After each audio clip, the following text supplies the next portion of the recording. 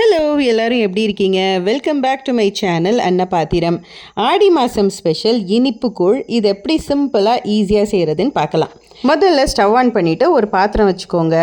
இதில் தேவையான அளவுக்கு தண்ணி சேர்த்துக்கோங்க. உங்களுக்கு எந்த அளவுக்கு கூழ் வேணுமோ அந்த அளவுக்கு இதில் தண்ணி சேர்த்துக்கலாம். நான் பார்த்தீங்கன்னா கிட்டத்தட்ட ஒரு 1 லிட்டர் அளவுக்கு தண்ணி இதில் சேர்த்துருக்கேன்.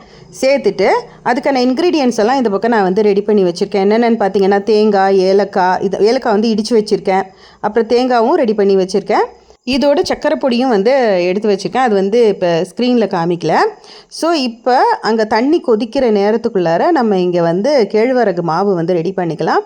நான் 1 லிட்டர் தண்ணிக்கு பார்த்திங்கன்னா ஒரு அரை கப் அளவுக்கு நான் கேழ்வரகு மாவு எடுத்திருக்கேன். ஸோ இப்போ இந்த ராகி பொடி என்ன பண்ணுறோம் அப்படின்னா நல்லா தண்ணி விட்டு இந்த மாதிரி கட்டி இல்லாமல் மிக்ஸ் பண்ணி எடுத்துக்கணும்.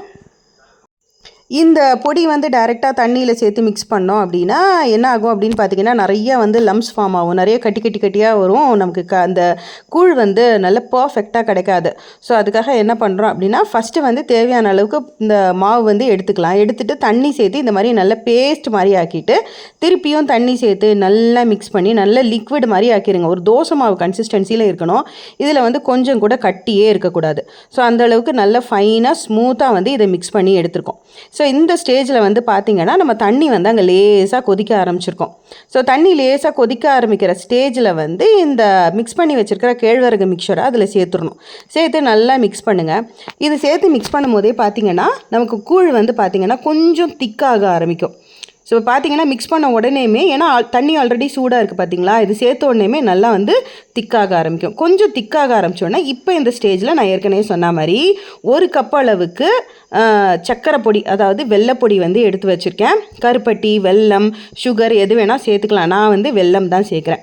ஸோ இப்போ கொஞ்சம் திக்கான உடனே நம்ம எடுத்து வச்சுருக்கிற சர்க்கரை பொடி இதில் சேர்த்து நல்லா கரைச்சி எடுத்துடலாம். பார்த்தீங்களா இந்த கூழ் பர்ஃபெக்டாக இருக்குது. இதில் கட்டி எதுவும் இல்லாமல் பர்ஃபெக்டாக இருக்குது. ஸோ நல்லா கொஞ்சம் திக்கான உடனே அடுத்தது என்ன பண்ணணும்னா எடுத்து வச்சுருக்கிற தேங்காய், அரை மூடி தேங்காய் துருவி வச்சுருக்கேன். கூடவே ஏலக்காய் இடித்து வச்சுருக்கோம்ல, அதையும் சேர்த்துக்கலாம். தேங்காய் உங்களுக்கு எவ்வளோ தேவையோ சேர்த்துக்கோங்க. எங்கள் வீட்டில் தேங்காய் எல்லாருக்கும் ரொம்ப பிடிக்கும் அப்படின்றதுனால அரை மூடி தேங்காய் நான் சேர்த்துருக்கேன். சில பேர் கொஞ்சமாக தான் சேர்ப்பாங்க. பட் தேங்காய் சேர்த்தோன்னா டேஸ்ட்டு சூப்பராக இருக்கும். அதோட ஒரு 2 ஸ்பூன் அளவுக்கு நெய் சேர்த்துக்கலாம். இது ஒரு பாயசம் டேஸ்ட் கொடுக்கும். ஸோ இது எல்லாத்தையும் சேர்த்துட்டு நல்லா மிக்ஸ் பண்ணி எடுத்துக்கோங்க. நல்லா மிக்ஸ் பண்ணி எடுத்தோம் அப்படின்னா நம்மளுடைய கூழ் இங்கே சூப்பராக ரெடி ஆகிடுச்சு. இப்போ நம்ம சாமிக்கு படைக்கணும் இல்லையா, அதனால் கொஞ்சம் ஃப்ரூட்ஸு அதோட என்னெல்லாம் வைக்கணுமோ பூ, பழம் எல்லாம் வச்சு சாமிக்கு படைக்கலாம். இது ஆடி செவ்வாய், ஆடி வெள்ளி இது எல்லாத்துலேயுமே நம்ம செஞ்சு நம்ம சாமிக்கு படைக்கலாம். நான் இதை ஆடி செவ்வாய் அன்னைக்கு இதை செஞ்சேன். ஸோ பார்த்திங்கன்னா ரெடி ஆகிடுச்சு நம்மளுடைய கூழ். ஸோ என் அப்பன் முருகனுக்கு நான் 6 முகம் விளக்கி ஏற்றிட்டு அதுக்கப்புறமா இந்த கூழ் வச்சு சாமி கும்பிட்ருக்கேன். ஸோ நீங்களும் உங்களுக்கு பிடிச்சது மாதிரி இதை செஞ்சு சாமி கும்பிடுங்க. வீடியோ பிடிச்சா லைக் பண்ணுங்கள். இன்னொரு வீடியோவில் பார்க்கலாமா? பாய்.